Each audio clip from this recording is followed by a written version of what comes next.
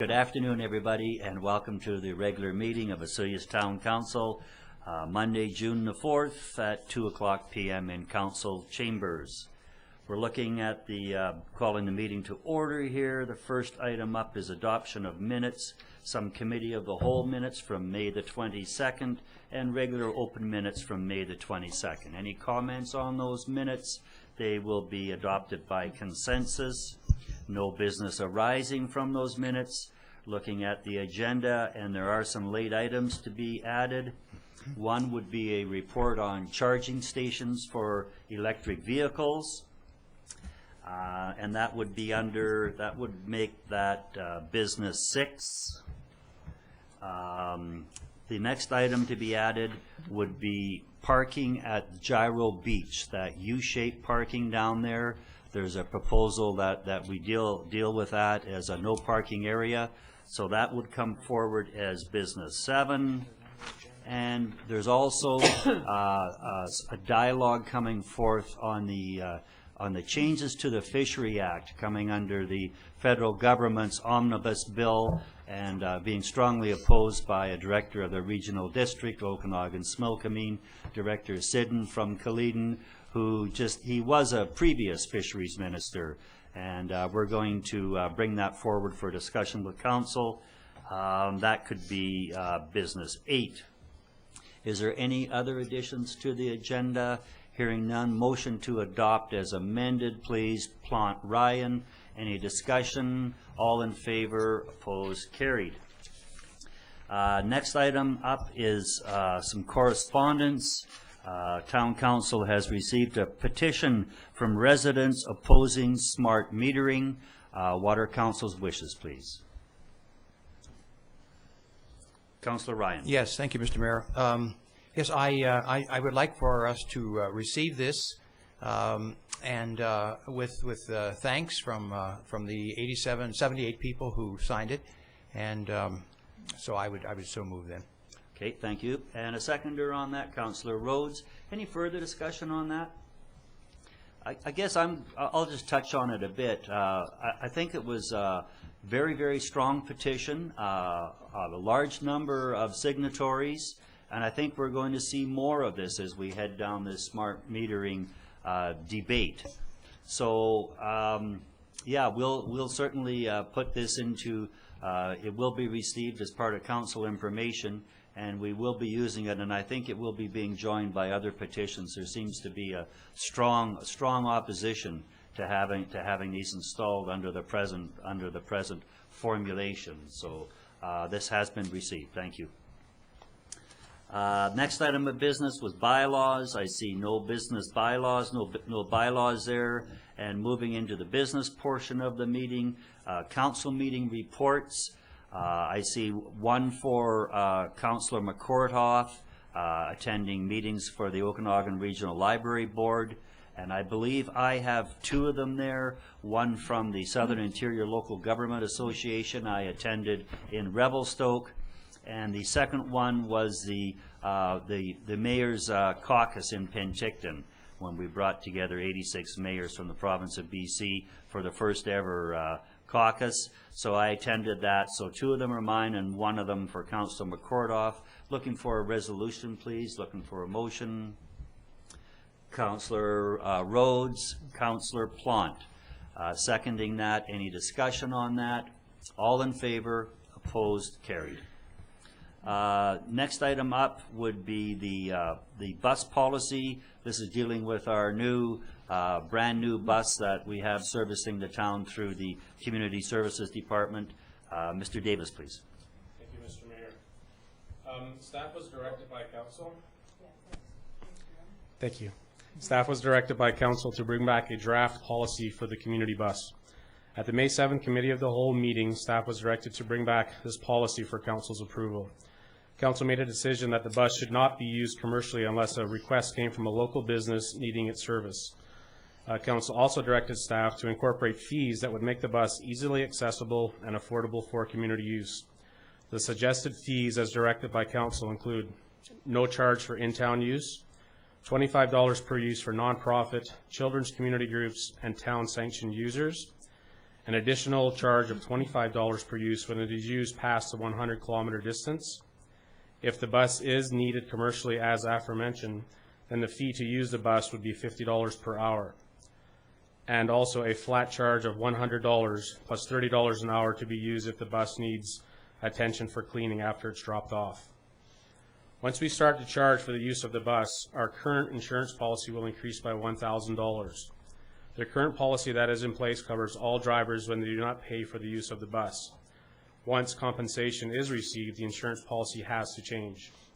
We can, however, charge out this extra insurance to all users when this occurs. It will cost approximately $15 per use, and this would include all users who travel outside town boundaries, whether it is for commercial use or not. The bus will also have advertising at a rate of $250 per year per sign, with a maximum of 6 to 8 signs. We would also include the use of the bus for special town functions or functions that are sanctioned by the town.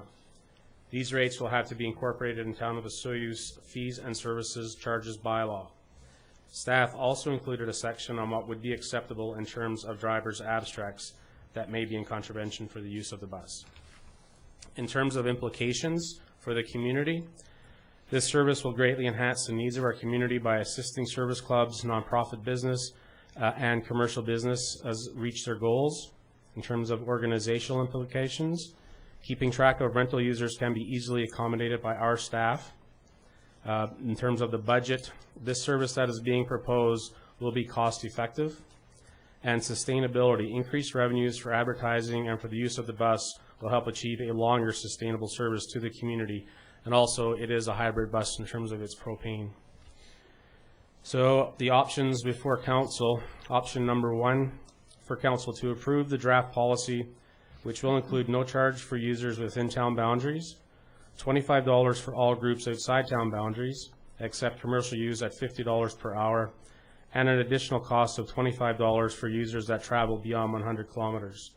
Basic insurance will be covered by the town within town limits, but anything outside town limits has to be paid by the user, meaning that no compensation is taken once this payment is made to the insurance. Option number 2, for council to approve the draft policy, which will include no charge within town boundaries, $25 for all groups outside town boundaries, except commercial use at $50 per hour, and an additional cost of $25 for all users that travel beyond 100 kilometers, and insurance will be covered by the town for all uses, the difference being the insurance. For council, as number 3, for council to approve the draft policy, which will include a different fee and insurance policy protocol, or option number 4, status quo with no change. And staff is recommending option number 1. Thanks, Mr. Davis. What are the council's wishes, please? Councillor McCordoff. Thank you. I'm a little confused about if I wanted to hire this bus and take it outside town boundaries, there is an insurance cost. Do we have any idea what that might look like? And are you seriously, you're talking about the edge of town boundaries? So yes, so going up to the golf course is in the town. I'm thinking about something going to Spirit Ridge. That wouldn't work because that's outside town boundaries. So what type of cost are we looking at with insurance, and do they do it through you? Yes, so as part of the application, if somebody was going to take the bus outside of town boundaries, and the town boundaries can be defined by council and as per the policy, so it could be within the regional district still. But if somebody was going to, say, the golf course in Oliver, they would be charged the $25 plus the insurance, the extra $15. When they actually fill out, when they fill out the application, we would have to contact the insurance company and get that extra insurance for that particular trip. Okay. Otherwise, the extra costs, if council was willing to cover that cost, would be $1,000 a year, extra more than what we're paying now. Okay, so a bit of a user pay component there.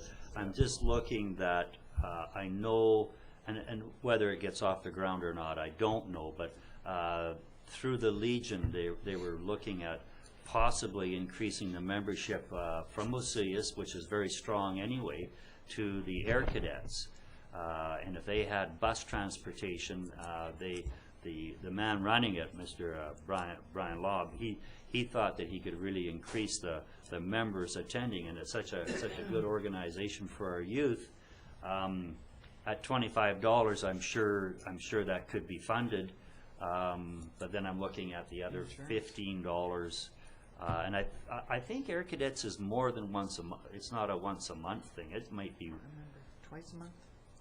at least twice a month. May even be every week, depending. Well, it may be every week. I'm just not. I think it's quite often. It is every week. So if we're looking at that, it just becomes a bit of a cost item for a volunteer group. I don't know. And I'm not even saying that they are going to use it or are interested, but I know when I expressed that we have this new bus that's available for some of the groups, they were fairly excited about it. So, yes, please. We do have a little bit of flexibility, and one of the reasons we put the $250 for the signage is to help compensate some of our costs. So, we could bump that up to $400 per sign, or whatever we need to cover the extra cost of that insurance, and then the insurance can be taken care of. Okay.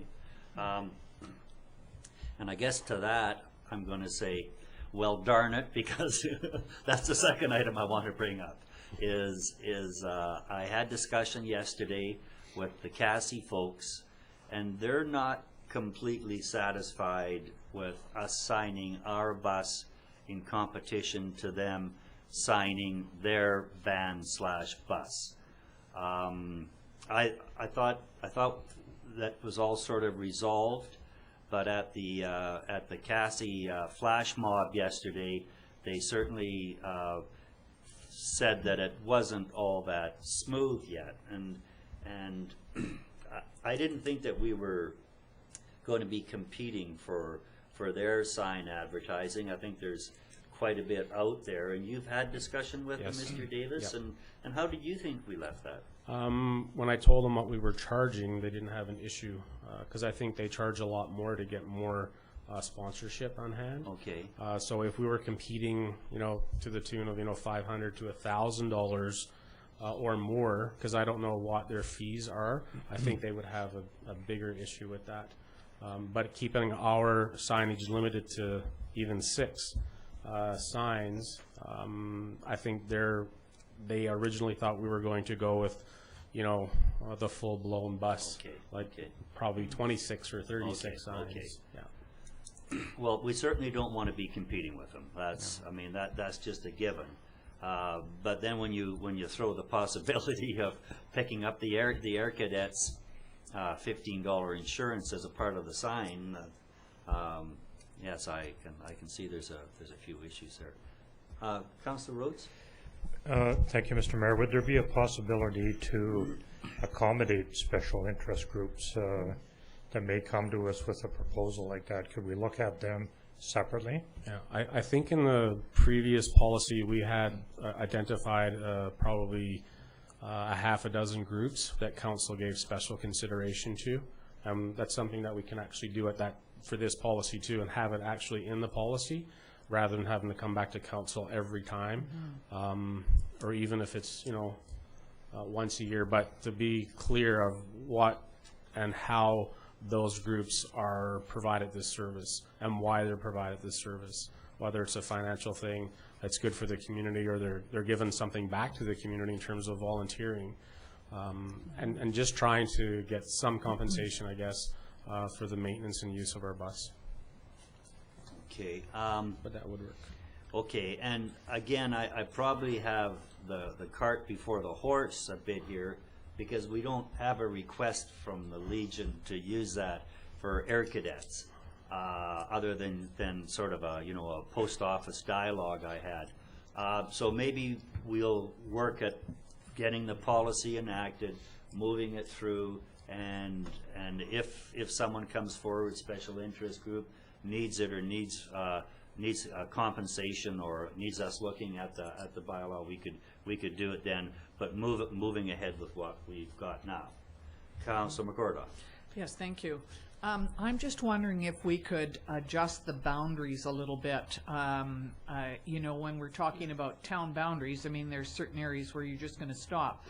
Could we include, like, you know, across the lake, down to the border on this side, up to the head of the lake, or something like that? I mean, not going to Karamis, not going to Oroville, maybe not even going to Oliver, but sort of extend it to Area A. our, well, yeah, even Area A, sort of in that area, because it sort of makes sense to have, to not be able to go past, you know, one of the roads down here, wherever the town ends. You know, it just doesn't make sense that you can't do that. So I would think we need to be a little more inclusive. Okay.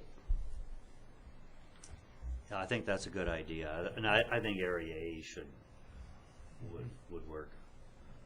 If we, It's up the hill too.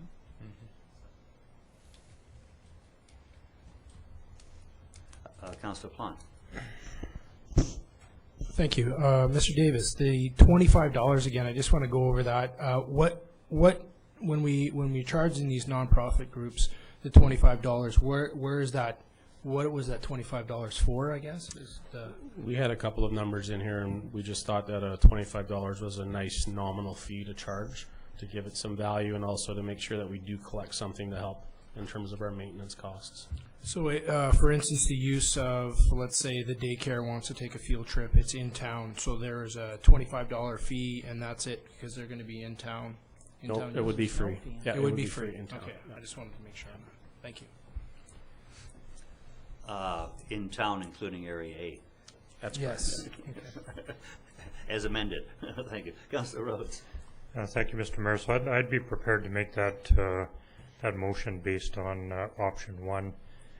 And I'm not sure if we want to rewrite the option to cover all of those various scenarios, but if we're empowered to deal with them on a a one-to-one basis, I'd feel comfortable with just the wording that's in there. Okay.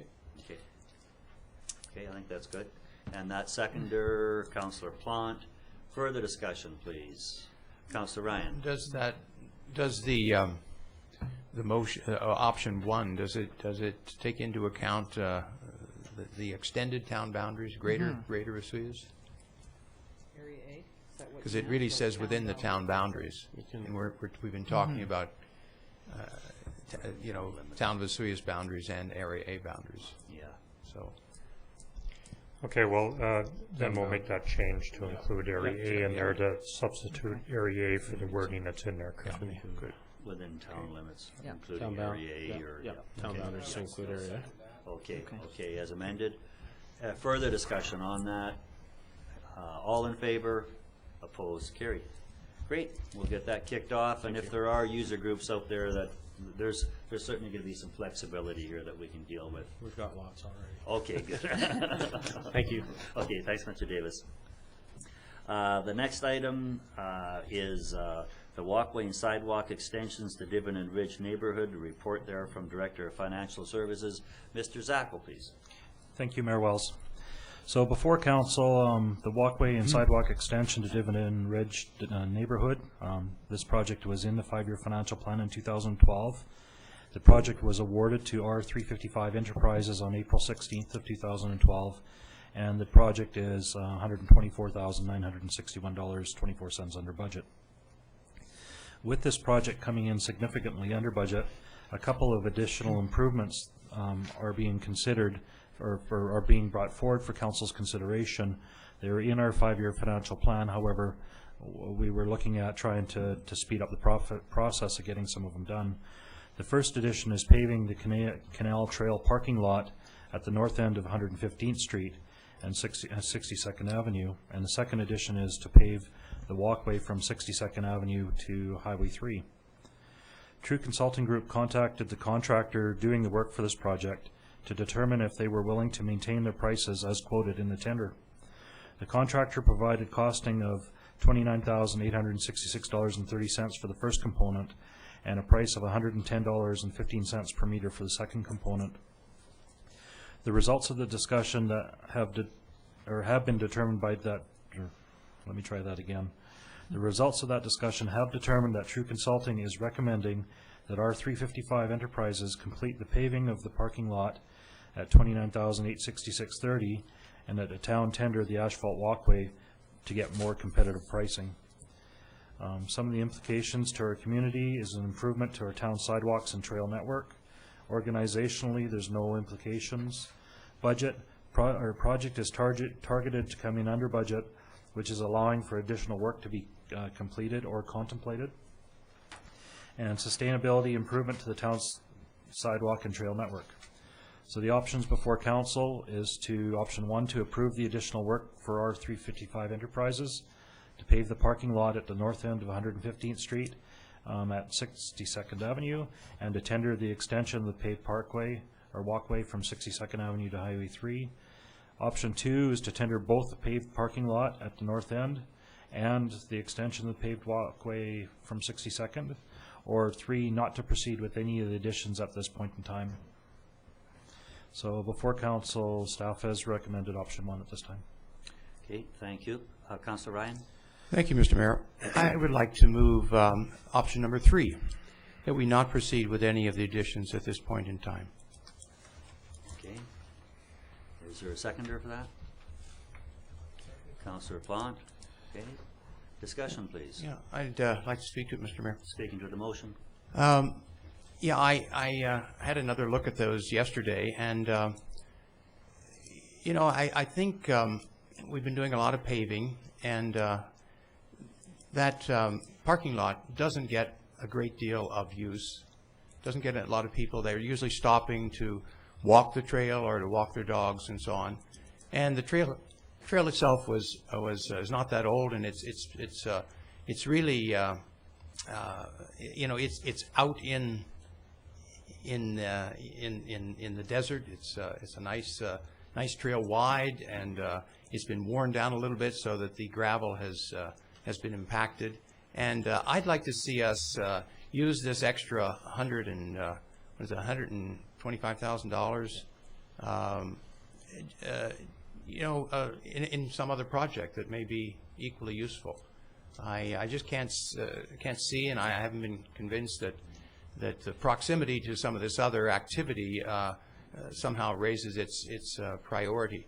And you know, again, I know we had talked about using that, using money and putting in grants to connect that from 62nd to Highway 3, but you know, it has the appearance of a trail. You're out in nature, and I would speak to simply saving that money, using it for another project. It's not. I understand from Mr. Zackel, it's not. There's no time constraint on it at the moment, and as long as we use it for reducing our carbon emissions, for water and cleaner air, you know, we're okay. Okay. Any other, Councillor Plant? Thank you, Mayor. I, for the same reason, decided to second that. I think that it's a trail, and I've been on that trail. It's amongst nature. It's the sage, the whole idea. And for me to put more pavement down, as well as that parking lot, I don't know if that's on the high priority, on our priority, where it sits on our priority list. I'd like us to go back and see if there's some way we can use that money on maybe that priority list, to look at it and see where it might fit into the next project. If this is the next project, okay, but I'd like us to go back and see where we could actually use it. Maybe there's a spot where we can use it more efficient. The question I guess I do have is whether or not this did come from a grant. Am I correct? You are correct. However, this is our Community Works Fund grant money. So basically, we just have the pool of funds. So what we would do is we would look at our next year's budgeting process, determine which projects that we want to complete that fit into those categories of utilizing those funds, and proceed with that. So definitely, we're not. You're not subjecting yourself to losing these funds because we're not using them up at this present time.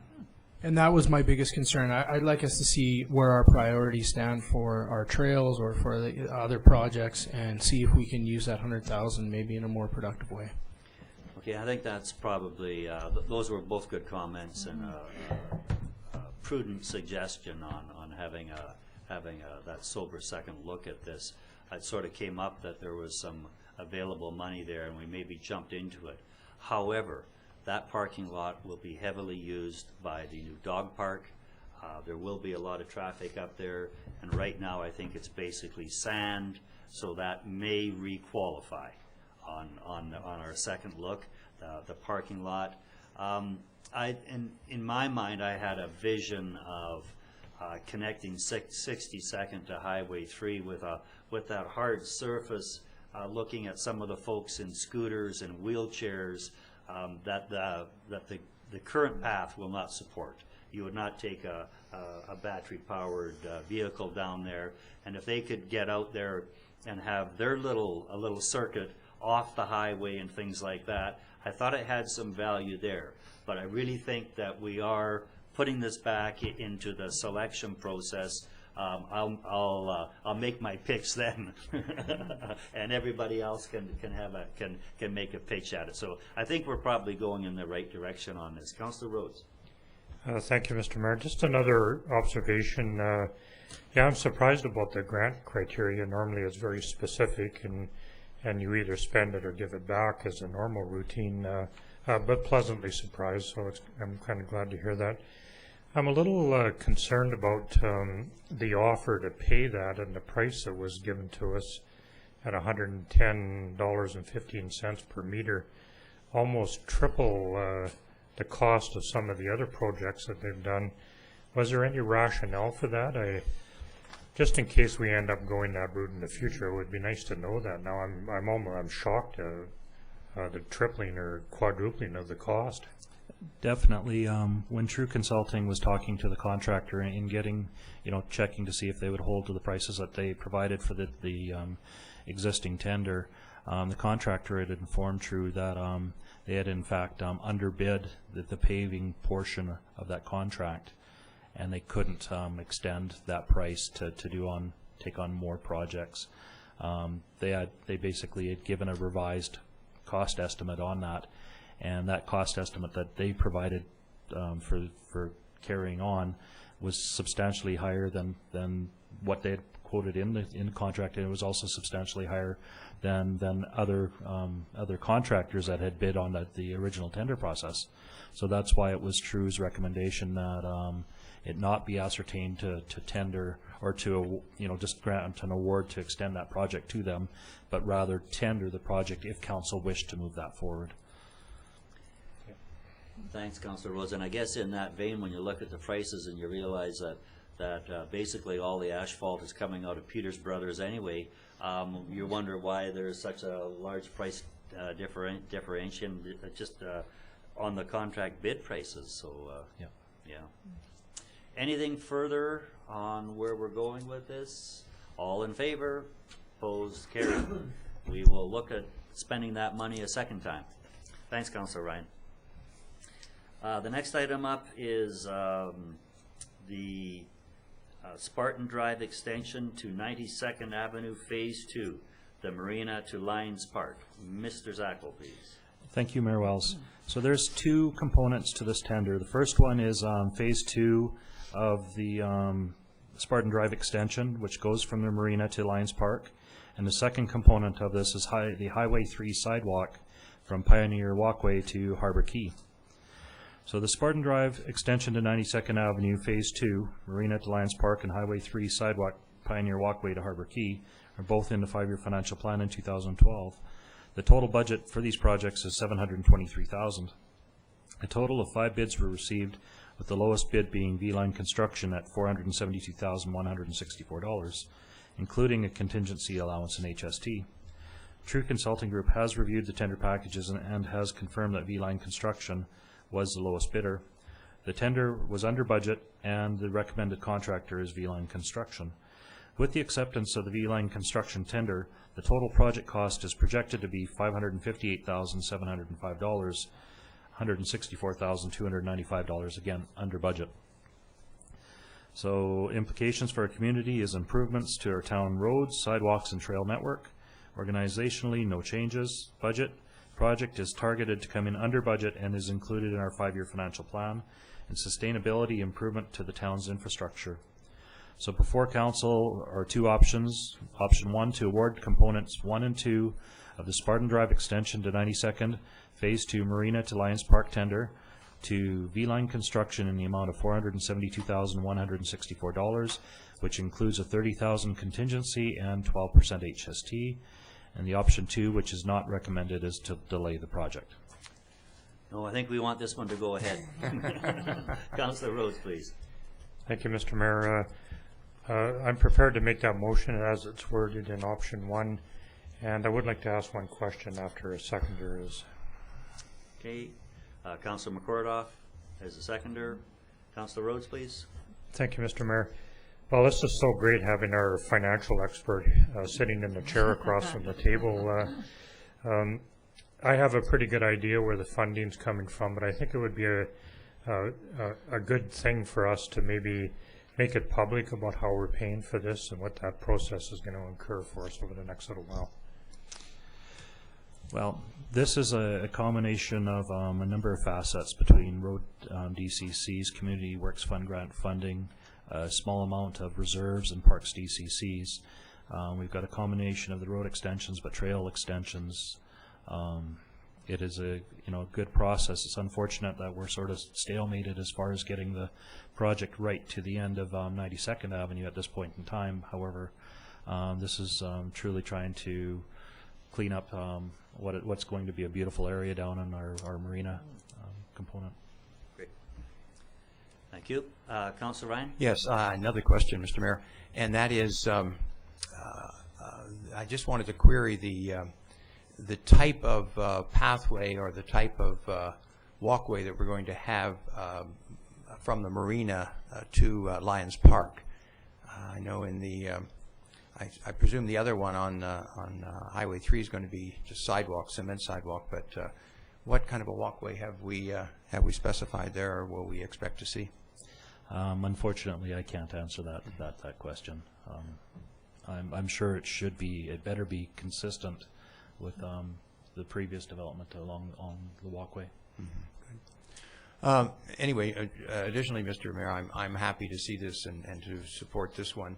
And in both cases, it's a continuation and a completion, so to speak, of what we've started. And I call attention to Highway 3 over by the Pioneer Walkway, which kind of comes to an abrupt end there at the east end, and that's going to extend for another to the end of the block. Mm-hmm. And I know in mentioning that to some people, they've shown great interest in that, because that's a very heavily used one, and mm-hmm. and so it's going to be nice, and it's going to also make things a little easier in terms of our crosswalks there, so that people can go to the end of the block. Mm-hmm. So yeah, I'm very supportive of this.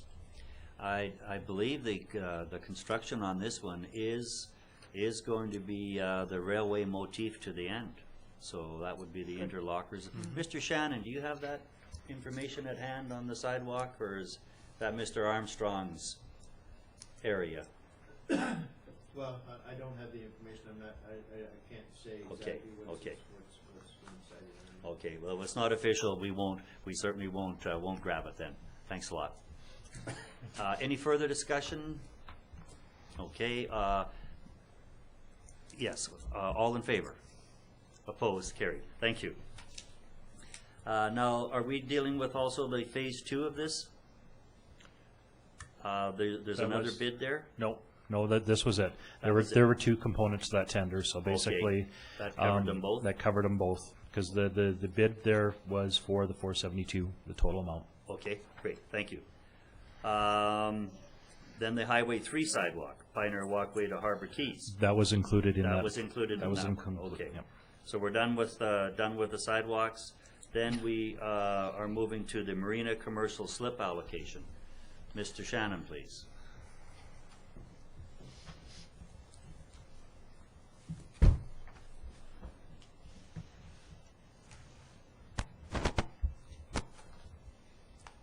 Good afternoon, Council. Press the little white. Yeah.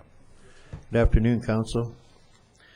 On May 5th, Council passed a resolution directing Directing staff to proceed with an offer to Rob Roche and Jordy Hubert of a single commercial marina slip, and to request proposals a second time for commercial operators who were interested in operating out of one or more commercial slips. Council also further resolved that the marine operations policy be amended to allow commercial operators to lease more than one slip. This was done by changing bullet number 14 to read, a maximum of one regular marina slip within the marina shall be leased out to any one person. And additional information is that Rob Roche has turned down his opportunity to lease a commercial slip, leaving a total of 3 slips available for disposal. Moving on to the overview, a second advertisement was completed to request calls for proposals for commercial operators to lease commercial marina slips. 2 proposals were received as follows. Jordy Hubert from Soyuz Marine, his proposal requested the leasing of 2 slips for the purposes of boat rentals and opportunities to engage the operator in other water-based activities. Soyuz Marine currently leases out 1 slip, and approval of this project would bring the total to 3 slips. This proposal is very similar to his initial proposal, except for the acceptance of the terms of operation that all renters of the boats would be required to have a pleasure craft operator card, as we stipulated in the terms of his current lease agreement. Mr. Hubert has expressed that implementation of this higher level of rental regulation would place him in a competitive disadvantage with other operators on the lake and in the region. He would like all his rentals to be under the federal regulations that enable rental to incur with a supervised orientation and sign-off sheet. The requirement that all rentals have a boat license was inserted into his current marina moorage license agreement to provide an additional level of safety within the marina. Randy Gallagher is the second proposal. He's out with Penticton Boat Rentals. This proposal would see the operator use the commercial slip as an operating base for a water taxi service. Mr. Gallagher has provided a brief explanation of his proposed business because advancement of the business proposal is dependent on the town providing him with a marina slip.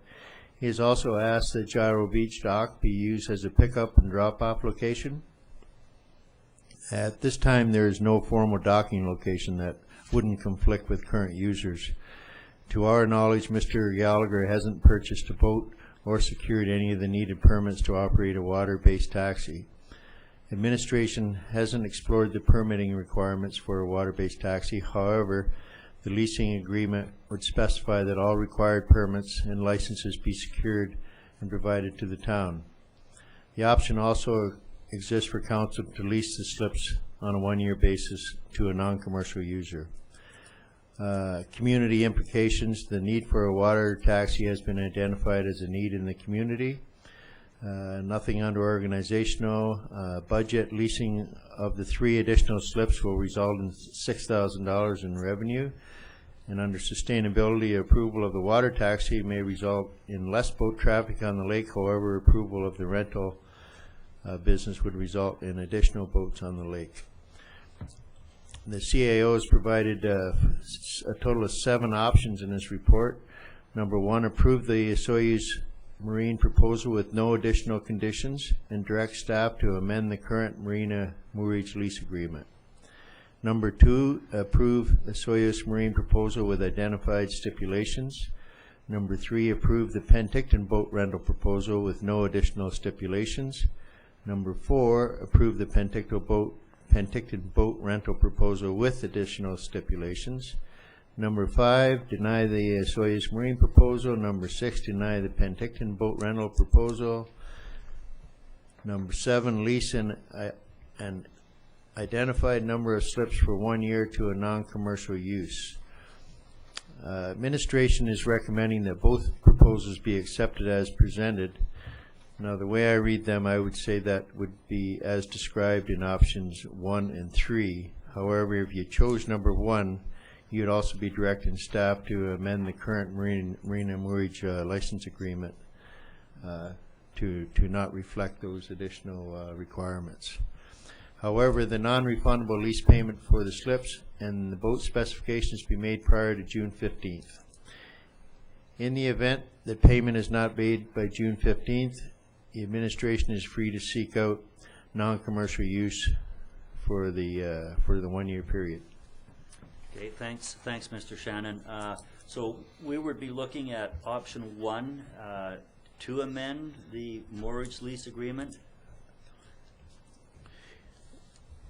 You'd be looking at option 1, which would be you'd approve a Soyuz Marine proposal with no additional conditions. That would be removing that requirement that each operator has to have a boat license, Right. and making it across the board for all the slips that they have. They currently have one moorage slip, and we have a marina moorage license agreement in place with that caveat in it. So if we were going to go with approving them for the additional 2 slips, it would make sense that we went with option 1 and remove that caveat from their existing marina moorage license agreement so they could rent the same across the board. Okay, so it would be approve the Soyuz Marine proposal with no additional conditions, period. And direct staff to amend the current moorage lease agreement that we have with them for their For that the slip PCOC. that they have. Okay, okay, thank you. Councillor Rhodes?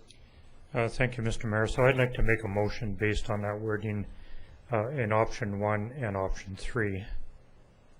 I'll second that. Okay, Councillor McCordaw seconding. And speaking to the motion, Councillor Rhodes? Thank you, Mr. Mayor. So I just want to make it clear in option 1 that we are going to amend the agreement so that the renters of the boats do not require that PCOC license. That's correct, yeah. Okay. That's the intent of my motion, yes. Okay. So it's in there now. We're going to amend it to take it out. We're going to amend it to take it out and just have it worded something that they have to follow the rules under the federal regulations of the orientation and sign-off sheet.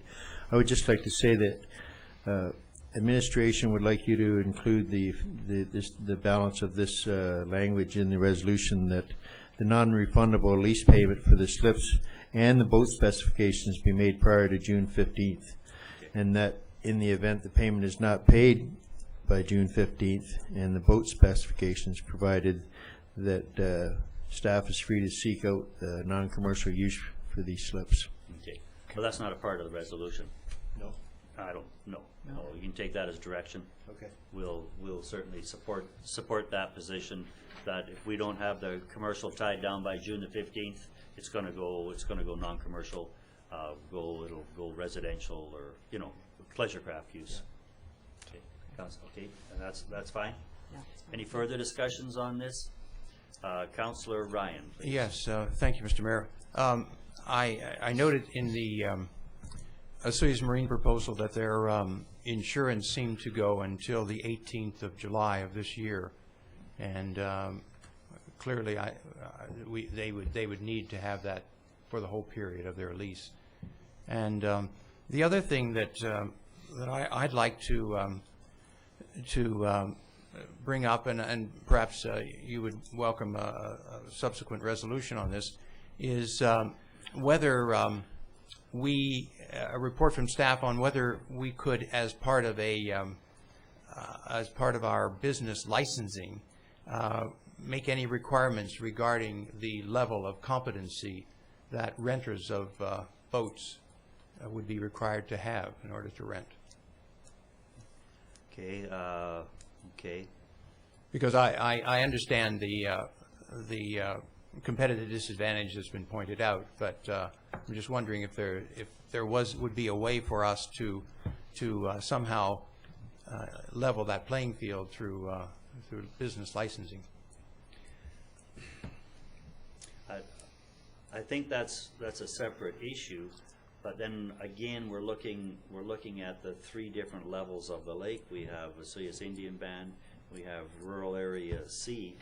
So how do we make that common? I appreciate where you'd like to take this, that they should all have that PCOC, but we can't be out there just on our own. Again, we're gonna, we're gonna unlevel the playing field. So if there's an opportunity, and we have staff here, if there's an opportunity that comes up, Mr. Shannon, where there's some way that we can, get everybody out there with the proper credentials and safety, because it's really all about voting safety. If there's an opportunity, I think council would really be interested in it. So. Yeah, well, that's why I said perhaps a direction, a resolution to direct staff to inquire a little further into this. I appreciate what you said, that there are different jurisdictions that touch the lake, but perhaps we could work with them. I'm just not sure how many providers there are at the moment, and how. Well, I'd rather see this one go through. If you want to make that resolution right after this one, feel free. All right. Okay, Councillor Rhodes. Thank you, Mr. Mayor. Just wanted to comment a little bit about the second proposal, the Randy Gallagher situation. The wording that's in here is the way things are, but I can certainly understand the opportunity that this individual is looking at. This is kind of a really neat proposal, and as we reviewed earlier this morning, we had this once before, and it appears that it was very successful, and it was, as indicated, clearly identified as a need, or at least an amenity in our community. And if this motion helps out in getting this service in there, I'm going to feel double good about doing this as well.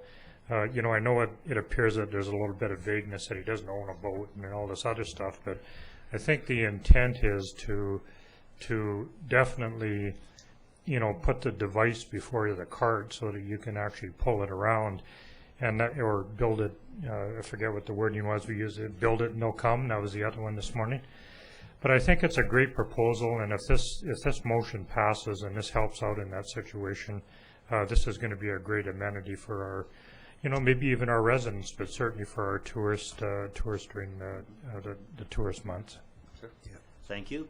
Councillor McCordock. Yes, thank you.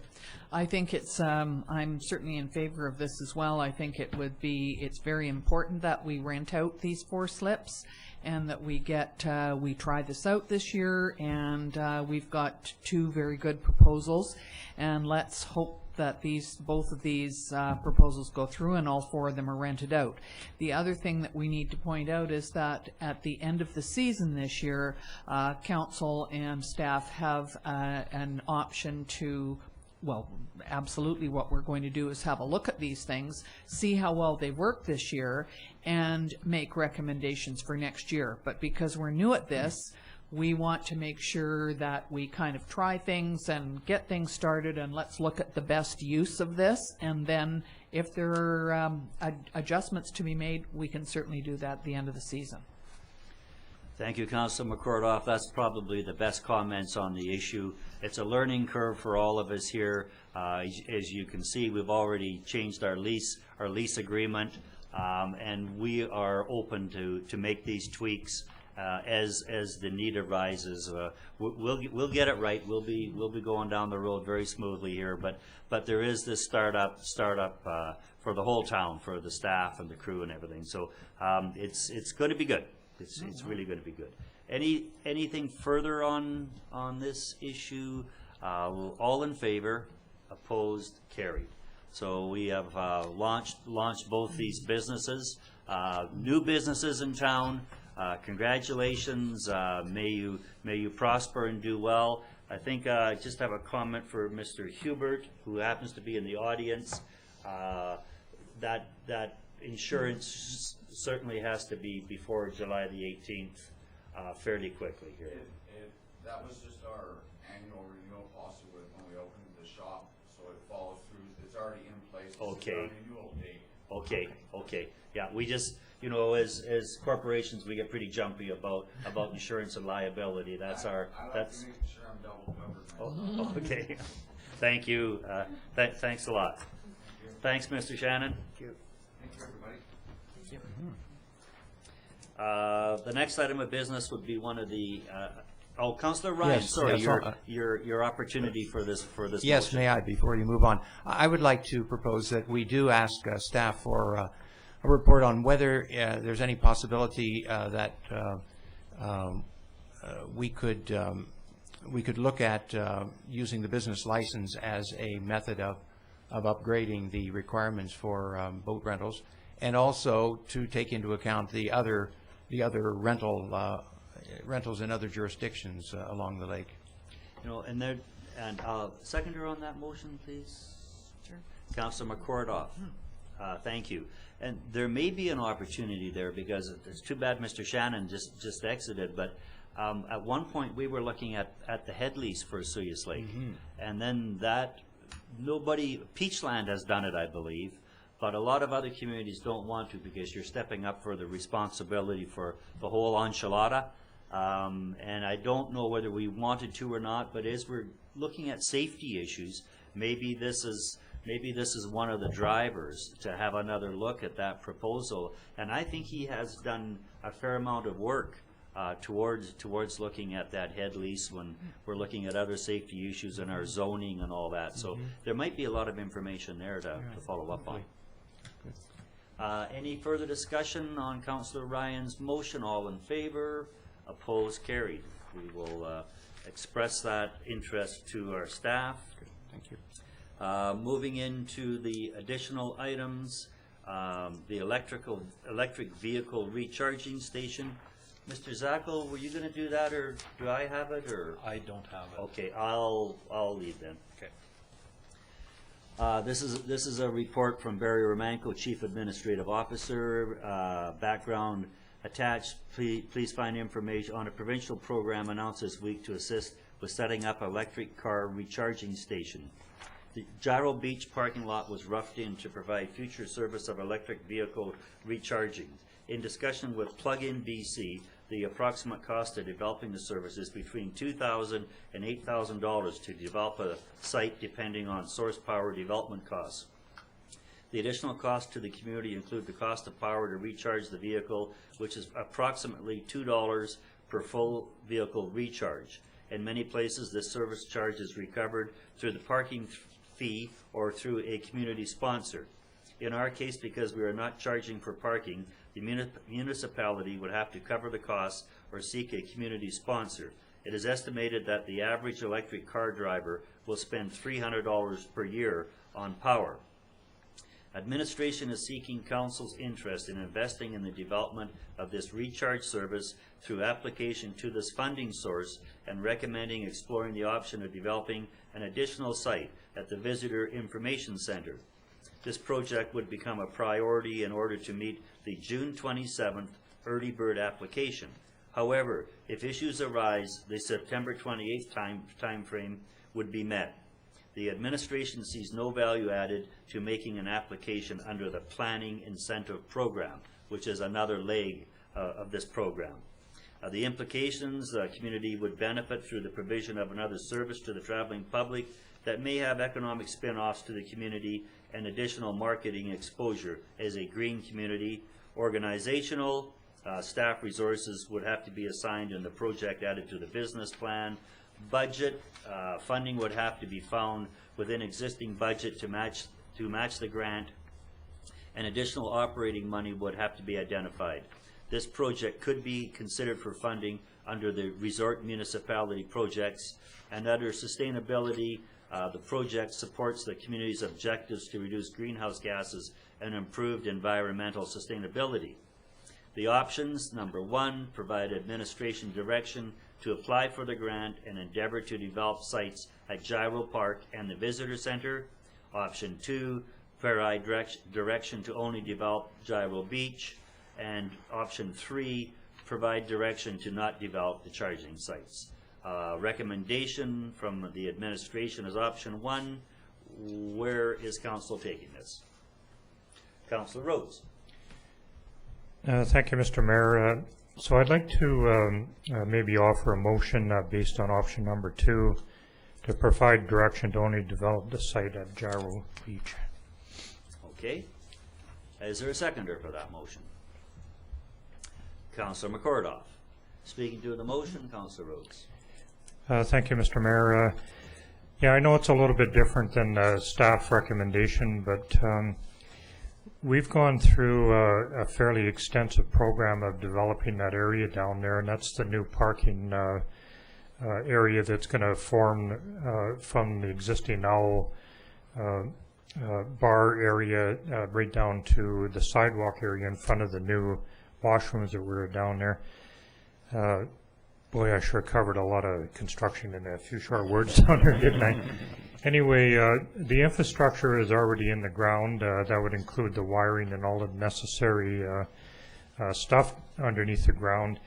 And this application or this direction from this motion would be to develop the above ground facility, whether that be a charge facility or whatever kind of outlet that we have. So in my mind, it's kind of a no-brainer. I think that, you know, since we've gone through the biggest part of the expense to put the infrastructure, there only makes sense to move forward with the rest of it. Addressing the reasons for not having one at the visitor center, well, it's not about not having one, it's about doing what we're in charge of right now and what we've actually developed to this point. I think that you know, the current council and mayor would be more than cooperative at looking at any kind of plan similar to this at the visitor center, but under a different program or a different report that we might receive in the future. I can see us being totally cooperative. I'm feeling a little selfish about this right now because we went through it, and I'd kind of like to, you know, to move forward with this motion based on option 2, because it's our project, and I think the funding that we could raise should be put towards that right now. Great, thank you. And secondary to that, the destination Osoyoos, the information center, is provincial government. That's Tourism BC. Perhaps they should be installing the charging station up there. They run the visitor information center. Destination Osoyoos is a tenant in the building. It's not our building, so maybe we could forward a little nudge for them to install the electric vehicle charging station. Councillor McCordoff, Councillor Ryan, please. Thank you.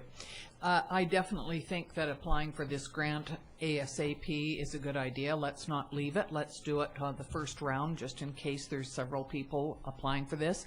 I think it's a great plan to have some charging stations here. And perhaps with the resort municipality funding, we could look at having one at another spot, not necessarily up at the visitor center, but that's a possibility. So I'm certainly in favor of this, and I say let's get this grant moving right away. Thank you. Councillor Ryan. Yes, thank you, Mr. Mayor. I'm pleased to support this motion as well. I think that it would be good to have one there and to try it out. I would like to see as well,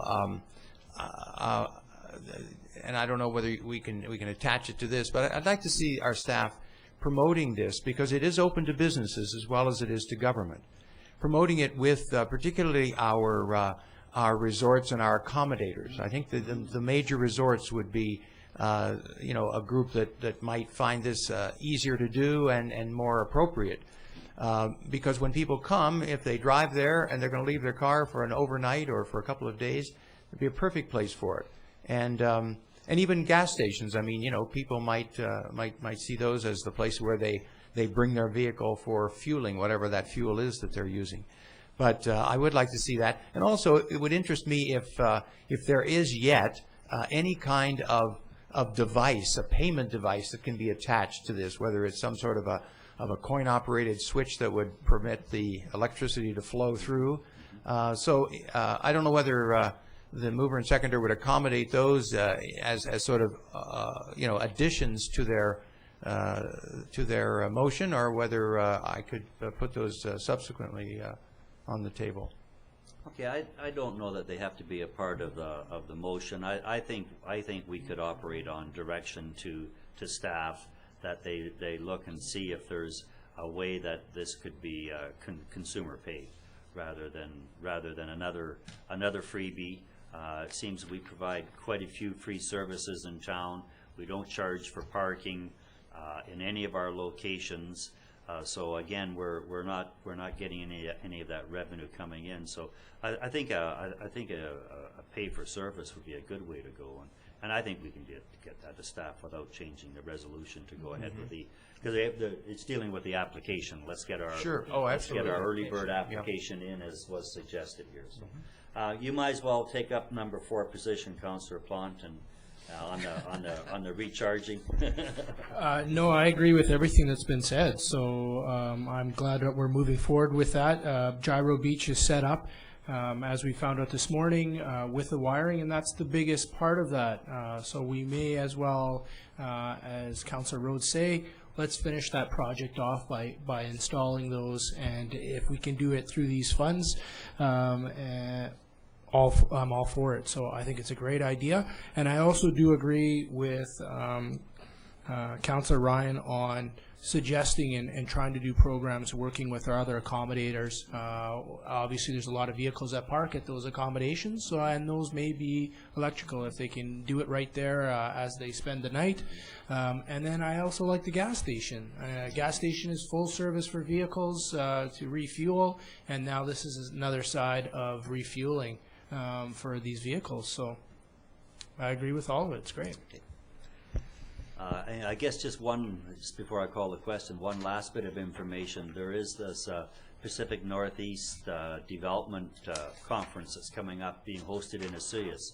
And anyone interested in electric cars and in this recharging, there's going to be a fellow up presenting at the conference, and they're electrifying the Stevens Pass Highway from Seattle to Wenatchee with these, and they've got these. They're going at it with a lot of dollars, because they're going into 443 three-phase power recharging, and you can recharge the car in 2 hours from flat, where on household power I believe it's 24 hours.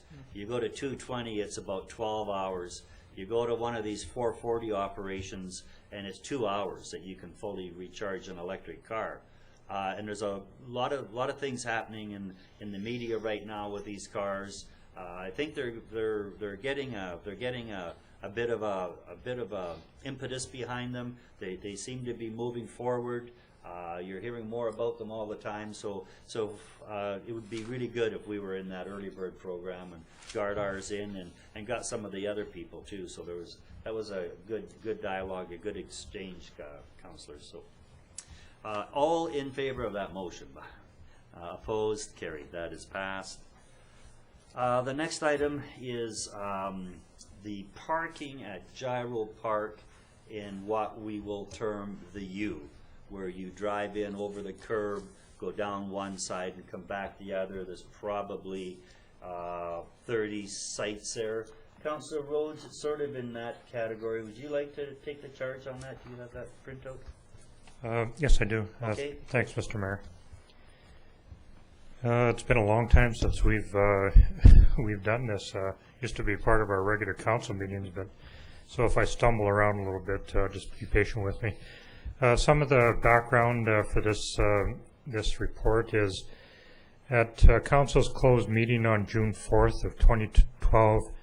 They reviewed the waterfront master plan projects and plans for further public engagement during the summer and fall of 2012. One of the projects tentatively scheduled for the fall of 2012 is to consider the future of the existing Gyro Park U-shaped parking lot, and should it be retained or turned into an open green area or used for some other purpose. And it has been suggested that in order to allow for gauging public response to the planned demolition of the U-shaped parking lot, the parking lot should be temporarily fenced during the summer of 2012. A little bit of an overview. This week, the new Gyro Park parking lot adjacent to the Owl Pub will be complete at Gyro Park, creating 75 new parking stalls. And the gate, the proposed gate, will be needed through the fence to allow access for special events like Canada Day and some of the other ones that are planned, and ATB water sports and pedestrian access to Beach Bum Lunchbox, who is a mobile vendor who will be operating in there that was approved at our last meeting or the one before that. Some of the implications to the community, there would be none, organizational, none. Budget approximately $100 to rent temporary fencing, and no implications with sustainability. And we've been provided with 3 options. First one being fence off the U parking lot at Gyro Beach to allow for gauging public opinion. Second one, refer to the Waterfront Steering Committee for review. And number 3, retain open parking lot, the open parking lot for now in review as Gyro Park planning process. And the recommendation from staff is option number 1. Okay, so that would be the fence off the U-shaped parking lot to allow for gauging public opinion.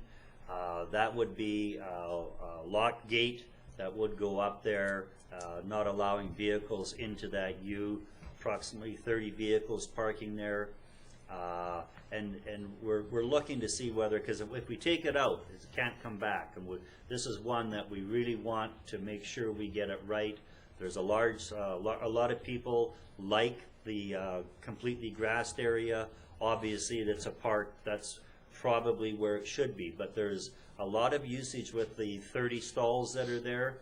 When we get the new one paved, and I believe that's going to be paved on Wednesday, that will provide a lot of surface area. But if we're taking 30 away, 25 away, there's not a real large net gain there with motor homes, and of course it's got curbs and lights and lines in it and things like that. So when we start using that parking lot, I was looking at it on Sunday at the Cassie flash mob, and it was half full.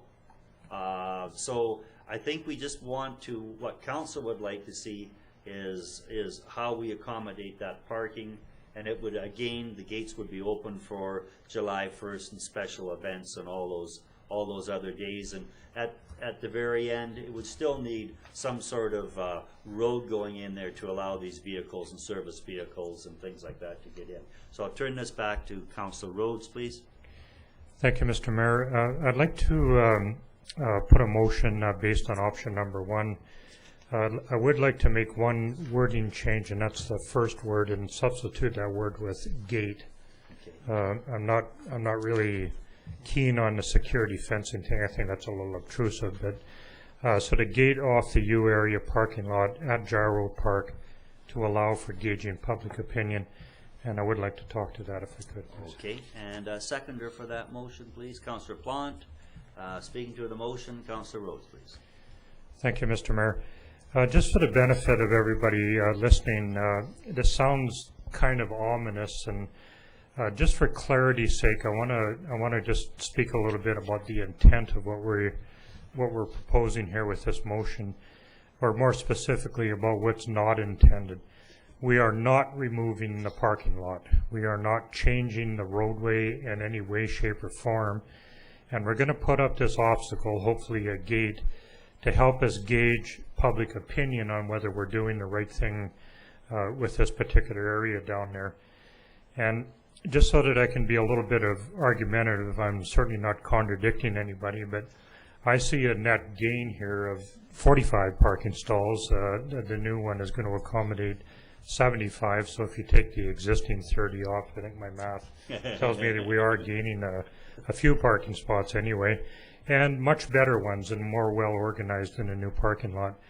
So I'm going to speak in favor of the motion, not only because I put it forward, but I think we need to engage the public in this, engage the people that use this area, and this is a really, really good method of getting public opinion about it.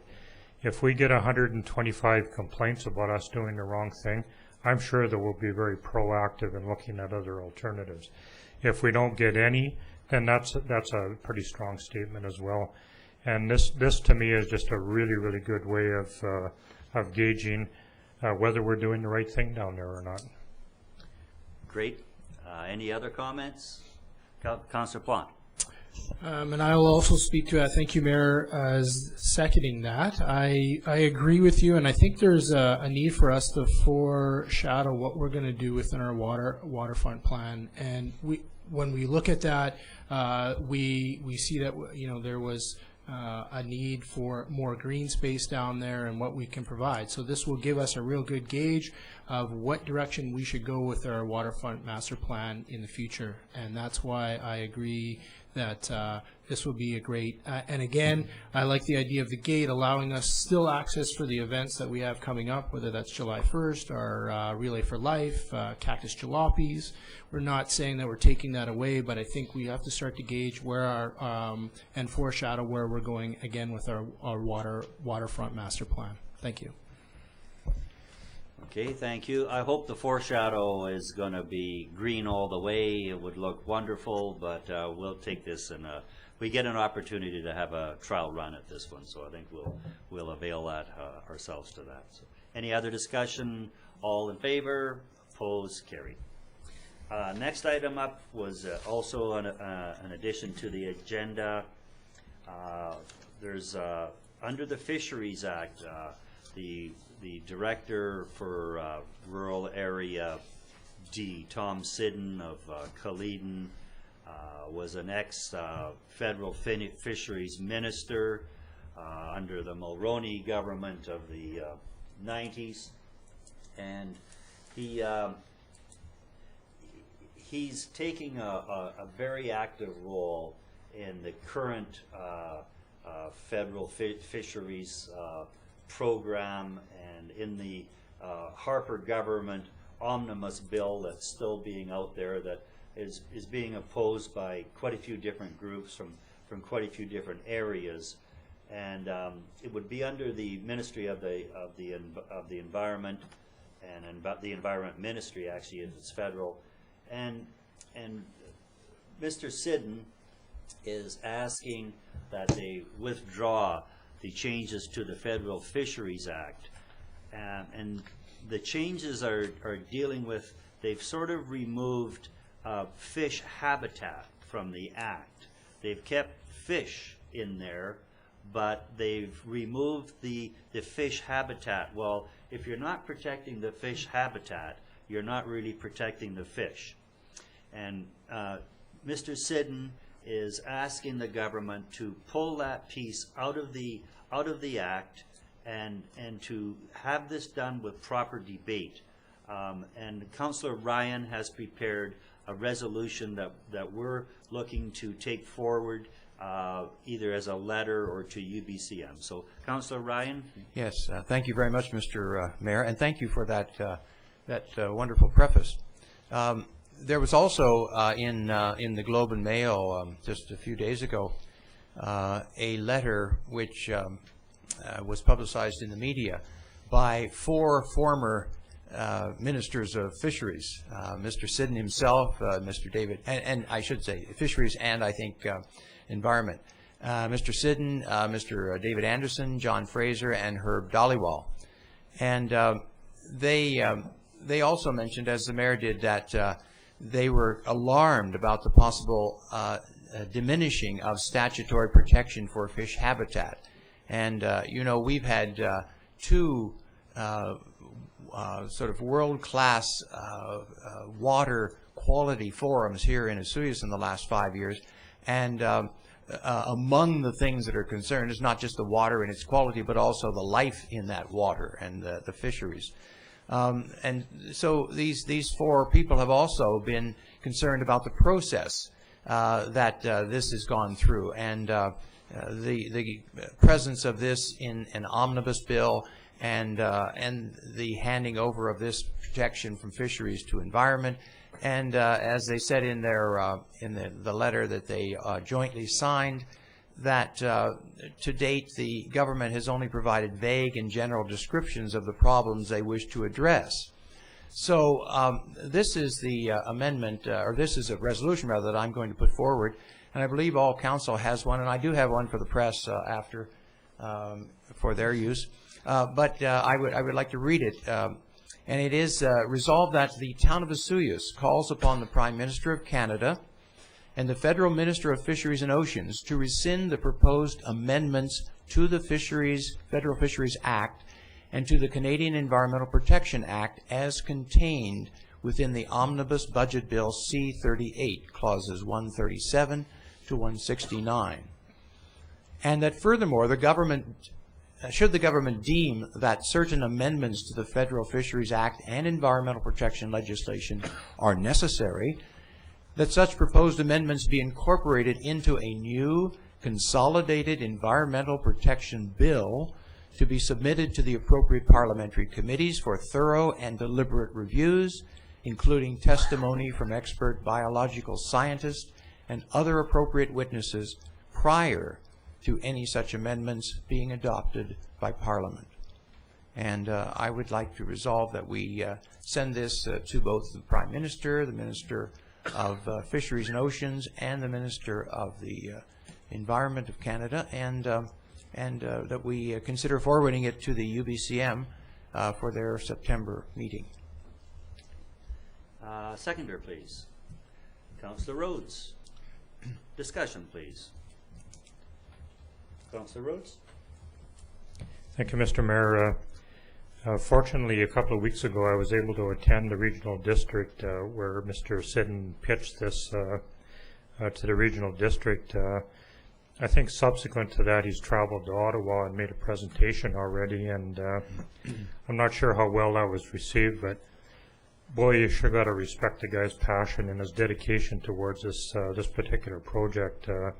So I'm going to speak in favor of the motion. I think it's a wonderful idea for us to not only support him, but I think the logic and common sense behind this resolution is very well put.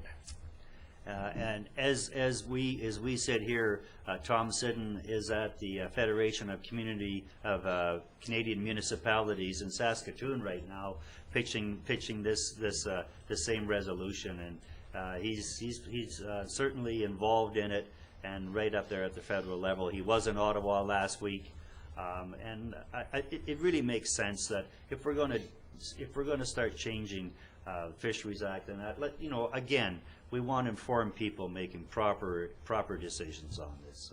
So that's basically what we're after here. Any further discussions? All in favor? Opposed? Carried. Thank you very much. Next item up, paying some bills here. Looking at some cash requirements in the general fund in the amount of $997,880.02, and in the Sun Bowl Arena accounts of $5,043.32, and payroll accounts in the amount of $71,579.34 to approve the cash fund requirements and to receive the payroll accounts. Is there any discussion on that? Hearing none, that will be adopted by consensus. And that brings us to general accounts. That brings us to some minutes. The economic development, the EDAC minutes. Councillor Plant, did you have any comments on those? Thank you, Mayor. I would just say that we could accept this for reading here, but I just again wanted to highlight a couple of things that's happened. This is in our last couple meetings, we've had a chance to do some stuff. Obviously, the national park was one of them with the feasibility study going public, so we know where that is now, and we've got that study out, so that's great. One of them was also, we had one of our members, Bala Morali, advised us that he was stepping down due to a position with the provincial government and had to move to Victoria. So I just wanted to say we wish him luck, and what was decided again was that the committee agreed that they would keep the status quo of the committee as for now, and again to convey that to you guys as well. So. Okay, great. That's too bad to lose Bela. We first met him at a sustainability program here, and he just moved to town, and I know he's been working out of town and in the far north and things like that. So now, would they fill that position, or? For right now, because Bale hasn't been there since really this had started, they feel like we've got some momentum going with the group that we have now, and that we were going to stay with our status quo as for right now. Sure, and there's a flex number on that. Yes, anyway, correct. as I recall. Any further discussion? Hearing none, this will be adopted by consensus, received by consensus. Some other minutes here. The Splash Park minutes. Councillor Plante again. Thank you, Mayor. Splash Park minutes. There's a couple things that just came up actually in this last one. I was going to bring it up in our council's report, but this may be a good time. Again, we're still in the process of getting the well tested. So we're still in that process. As far right now, we do have somebody that's working with Public Works just to make sure we have everything in line to do the proper testing on the Jackshaw Garden area well. So we're doing that. We've also talked about some our funding options, and we have the Rotary Club coming up with 2 right away, which is our Cactus Jalopy this weekend, June 8th and to 10th. They are raising money there at the beer tent, so please head down there. I don't want to promote alcoholism, but please support the Splash Park. The other one also comes from June 16th for the Rotary Golf Tournament, is another one of our upcoming fundraisers.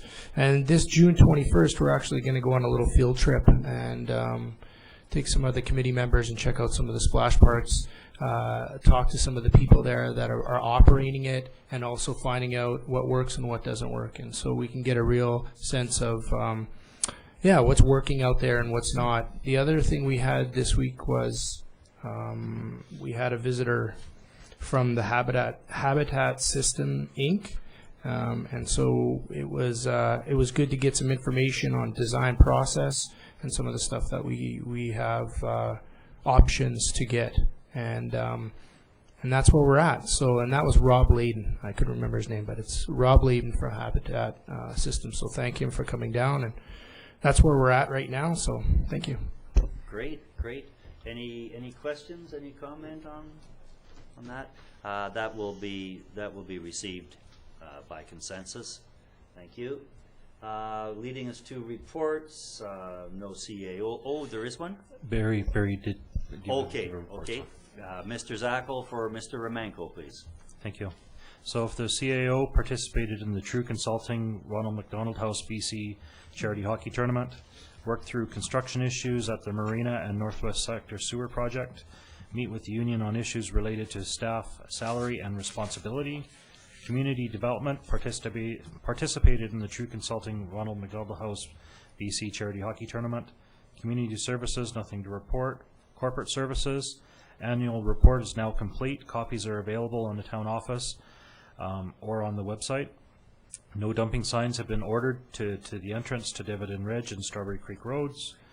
Have worked with the Ministry of Environment to clear a transient camp from property east of the airport along the trailway. Town bylaw officers assisted compliance and enforcement officers with the province. MOE to be responsible for the cleanup. Several HR issues have been dealt with. Meeting with BC Transit regarding possible expansion of service, and front counter busy with taxes and utility payments. Finance participated in True Consulting Ronald McDonald House BC Charity Hockey Tournament, and the Northwest Sector Sewer Project received formal written notification of extension to March 31st, 2013. Planning and Development, fire inspections. As of April 1st of 2012, the department has assumed the responsibility of providing annual fire inspection service for the town. Currently working on completion of the practicum program in order to obtain the official level 1 fire inspector certification from NFPA. And he must also complete fire inspections on 5 different occupancy classifications. 2 of them must have a fire suppression sprinkler system, and 1 must have a commercial kitchen fire suppression system. And this should be complete by the end of next week. And once the certification is in place, annual fire inspections of all buildings accessible to the public can begin. Washroom projects are on time and on budget, and Marina agreement with Osea Shoreline Development is in the final stages, just about ready for sign-off, and safety buoys are to be placed on the lake by June 15th. Signed by Barry. Great. Is very, very busy getting ready for the tourists that are coming in, and I know I see yesterday that when I was down at Gyro Beach. Gee, I made a lot of reference to Gyro Beach today, but I see the Beach Bums trailer was there, that portable trailer, and it was just great. It's just brand new stainless steel, everything just shining away, just looking for some customers. So hopefully people get down there and use that. So anyway, thanks for that report for Mr. Romanko. We're going over to council reports now. And the first one up is Councilor McCordoff. Thank you. So you normally hear Councilor Rhodes talking about recycling and reusing and garbage things, but I'm going to take some time today to talk a little bit about this. We've spent a fair amount of time recently talking about recycling and not taking your garbage and dumping it over the side of paths and up into the hills and so on. So my feeling is that it takes many repetitive times in order for people to kind of get used to dealing with this. It took me a while to sort of figure out that you don't put batteries in the garbage. They go in a container, and I now take them down to the recycling depot. But you know, at first it was just an automatic. That's where I'd always put them, so that's what I continue to do. I'm not doing that anymore, that's for sure. I definitely use my blue bag recycling, and I put out compost, and somebody had said to me recently, you know, it's a little difficult to get a lot of these large items up to the landfill and pay for them. And I said, you know, that the town provides large pickup items. I'm not sure whether it's once a year or twice a year, and that would certainly be something to use. There are also several companies in town that you can contact, and yes, it costs, but they will come and pick things up and take them up to the landfill for you. So that's a good option. We just need to kind of get into to looking at that. One of the other things that we had talked about in the past was the use of a single-use bags, grocery bags mainly, at the stores, and I did mention a couple of months ago in my report that in Maui County and the islands of Hawaii, that they had outlawed those, and that the reason was that a lot of them were ending up in the oceans, where they do tend to disintegrate a little bit, but many of the marine animals have been ingesting them, laying their eggs on them. And as a matter of fact, there was a very good show on, I think it was Discovery Channel the other day, called Trash Inc. And they talked about how you can use trash and water bottles and things like that to make roads, make carpeting, do lots of things with them.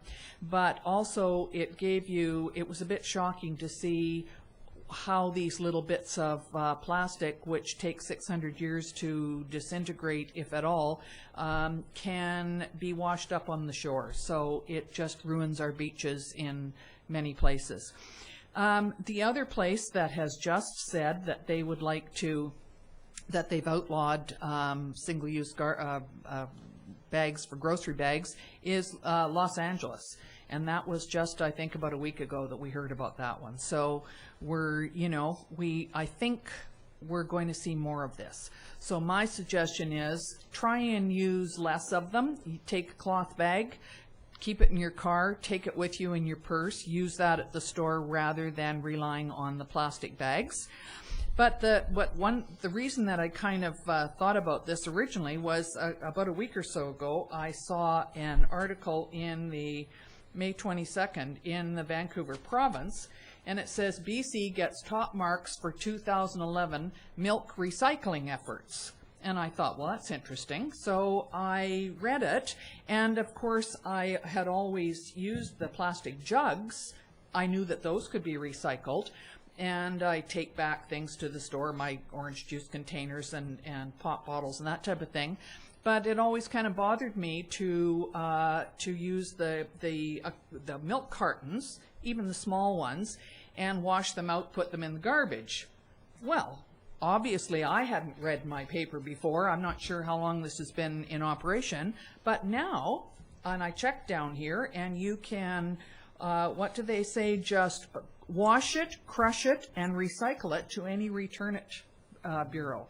So I think that's a terrific idea, and it bothered me to put those in. I didn't use the plastic jugs. I didn't need that much. And now all my Cremo and whipping cream and all that kind of stuff can be washed, crushed, and recycled down there. You don't get money for it, but it makes me feel better. So I'm learning things too, and I think the more we do it, and the more we get involved in recycling and thinking about it.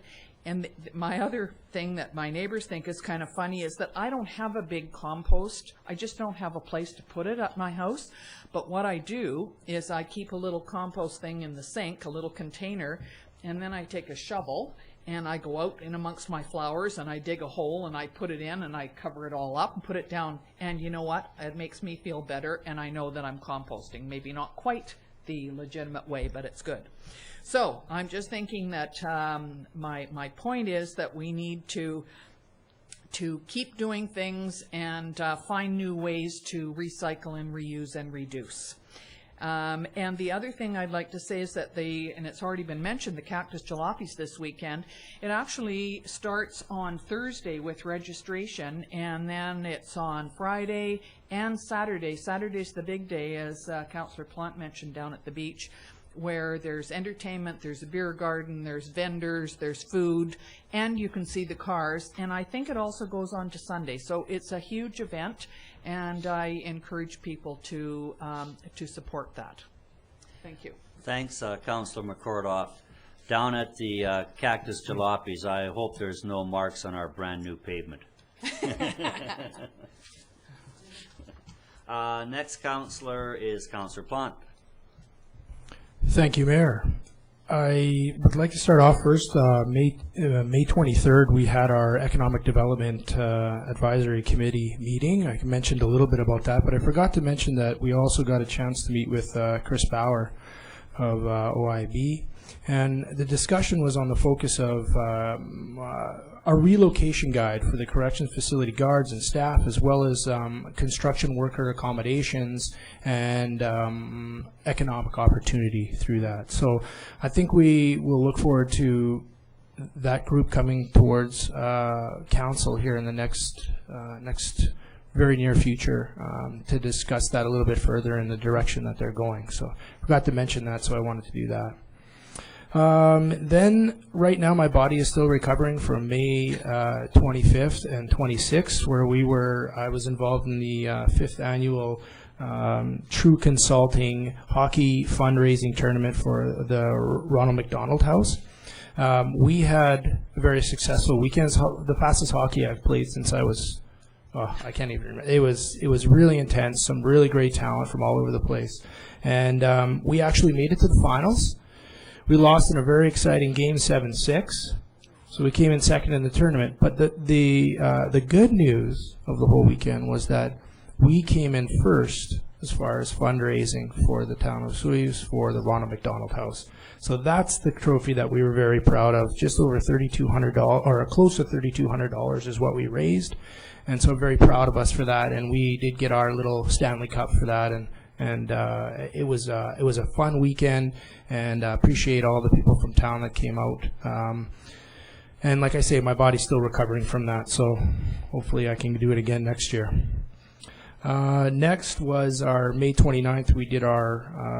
We had our Splash Park meeting, and as I say, we're going on a little field trip here coming up, and on the 21st to check out some of the different things that are happening at splash parks around us, so that we can get a real good sense of what we can do and what kind of different things are happening and successful. And that's all I have right now. Again, we mentioned Cactus Jalopies on June 8th and 10th, and then also the Rotary Golf Tournament again, June 16th, one of the fundraisers for our Splash Park as well. So thank you very much. Thanks, Councillor Plant. When were we going to get the water tested? Water testing right now, we're just going through, we have a company that's graciously said they were going to do some testing.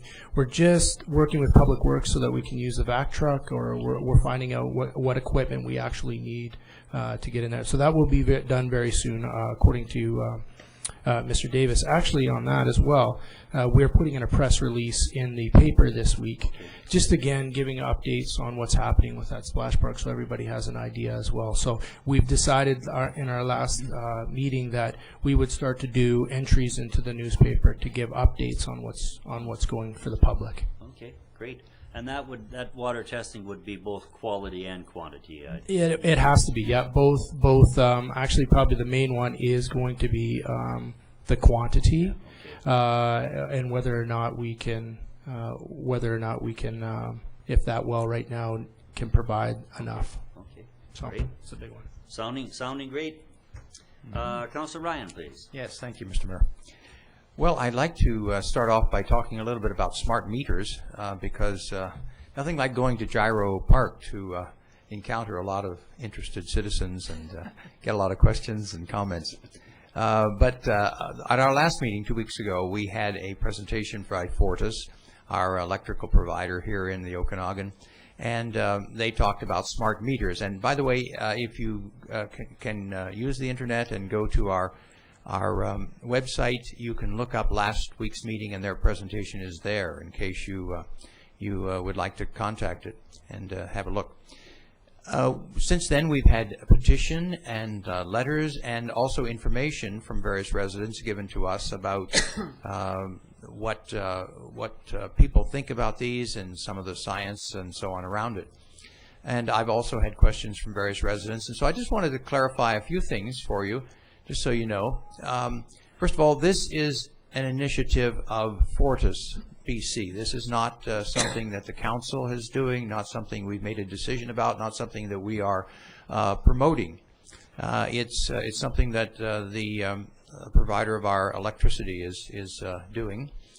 And council hasn't yet formally discussed or taken a position on it, so that's still an open issue. And the decision, in fact, to proceed or not rests with the organization called the BC Utilities Commission. And when they are asked to do these things by the hydro companies, they have a formal hearing, and it's open to the public. People can attend it, they can join it, they can speak, they can present material.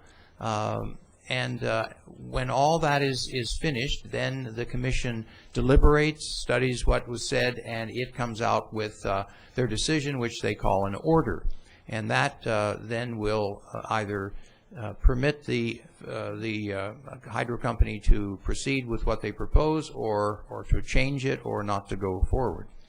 So I just want to assure you that that's the way it will be decided. But also, council is listening and is following not only what is being said to us by residents here, but also what is happening in other communities. And so it is something we're intensely interested in, but not something that we have made a final decision on. But one of the things that is happening in many jurisdictions is that there is the request for some kind of opt-out provision where people can not have one of these types of meters, and they would go with a more traditional one.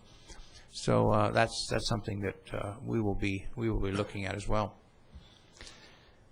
Our next meeting is on the 18th of this month, and I will not be present, and I will not be participating, I'm sorry to say, but I will be in Ontario attending my son's wedding, and also traveling and taking my some relatives back home from attending the wedding. So if you don't see me sitting here, that's why I'm absent. Two things of note. This Thursday, the 7th of June, at the Sonora Center at 7 p.m., there will be a second public hearing on the Osoyoos Indian Band's what's called a halfway house proposal. So I know there's been a fair amount of interest in that, and if you haven't seen the advertisements for that and the notice, it was given a big spread in the last issue of the newspaper here in Osoyoos, but just so you know. Also on the 11th of June, on Monday, at our last meeting, Council determined that we would have a public hearing, and this is the second for us too, I think, on the sign bylaw. So that's going to be at the Sonora Center, I think. Yeah, Sonora Center to accommodate those that attend, and that will be also at 7 p.m. So both of those are available to the public. During the last couple of weeks, I attended 2 DO sessions. One was the board meeting, and the other was a planning session along with other members of council and the administration. And we were looking at assisting in developing plans and goals and some strategies for the next several years for promoting our community to various groups of people, targeting various groups and using various means to let them know about what a wonderful place it is here. And we've got some new things today after today's meeting that we can tell them about. We can tell them they can plug in their hybrid cars and all that sort of thing in the near future. So I just wanted to also say that I joined the ranks of other members of council who've been speaking to the Rotarians, and I hope we're all giving them saying similar things to them. I mean, different, but I hope we're not too far apart in what we say. And also, I want to congratulate the Holy Spirit Society. They put on a wonderful Holy Spirit Pentecost celebration over the last weekend, and I was there with the mayor, and there were probably over 400 people there. So they did a super job. I hope they didn't overdo it, because it's a lot of work. But congratulations to them for keeping this tradition alive in our community. That is my report. Thank you, Councillor Ryan. Last councillor up is Councillor Rhodes. Thank you, Mr. Mayor. I'd like to start my report off today by thanking Councillor Plant for championing this group of people that are doing all this hard work towards Splash Park that he talked about. You know, what a great amenity for our community, and I've always felt a lot of regret that that project died a few years back, and you know, I wanted to just pause and reflect on it for a few minutes, and thank you very much, and a big thank you to the people that are working with you as well. Yeah. So on another note, you know, one of the fallouts about ranting all the time about shopping local is that inevitably you always get caught not shopping local.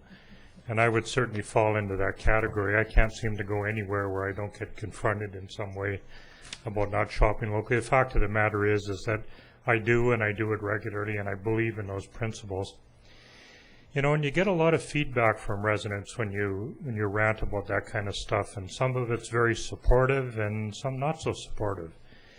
And the most common complaint I hear is, you know, we just don't have enough variety of retail outlets in our town, and the ones that we do have charge way too much for everything. And that seems to be the factor that forces everyone to shop elsewhere and out of our community. I can kind of understand that, but the harsh reality is that the facts and statistics say that if we don't support our local businesses and shop here, we're not going to have anywhere to shop.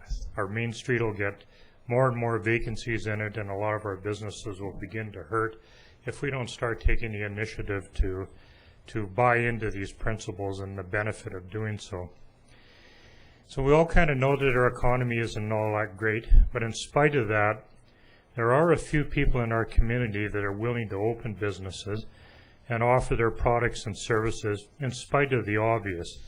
So I'd like to just take a couple of minutes here and pitch some of these new businesses and ask every resident in town to just pause and try to support these businesses, these new people that are sticking their wares and whatnots out in front and hoping that people are going to shop there and buy their products and services. And it really, really does help energize and keep our economy very sustainable. So in addition to the 2 new businesses that we kind of kick-started earlier in this meeting down at the Marina, we also approved the beach bums. I know we talked about that a little bit. kind of a great mobile food unit. It's going to be located at Gyro Beach, and I kind of hope that people look at that from being a special thing down there, because I'm really in favor of developing this and maybe getting a few more vendors down there. I know it's kind of trendy, but it's, in the same respect, it's still kind of neat. The other businesses, I just have a list here, and I'll go down them. Moolix, located at 7301 in Main Street. I'm not going to say much about them other than that they got 40 different flavors of ice cream, and they have homemade waffle cones, and if you need any more explanation to go down there, well, have fun shopping elsewhere. Studders, business located at 6001 on Lakeshore Drive. This is one of those regrettable businesses that you hope you never have to use, but regrettably we do. They do disaster cleanup, things like mold removal, vandalism repair, asbestos removal, and just a whole list of long services that are kind of in the cleanup after you've had a problem like a fire or a flood in your residence. Another business, Fashion Gate, they're kind of tucked in the same building as the Pizza Factory.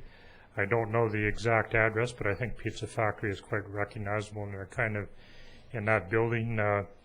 Seem to be a ladies' fashion outlet, and I'm being a little vague, but I wanted to pitch their business.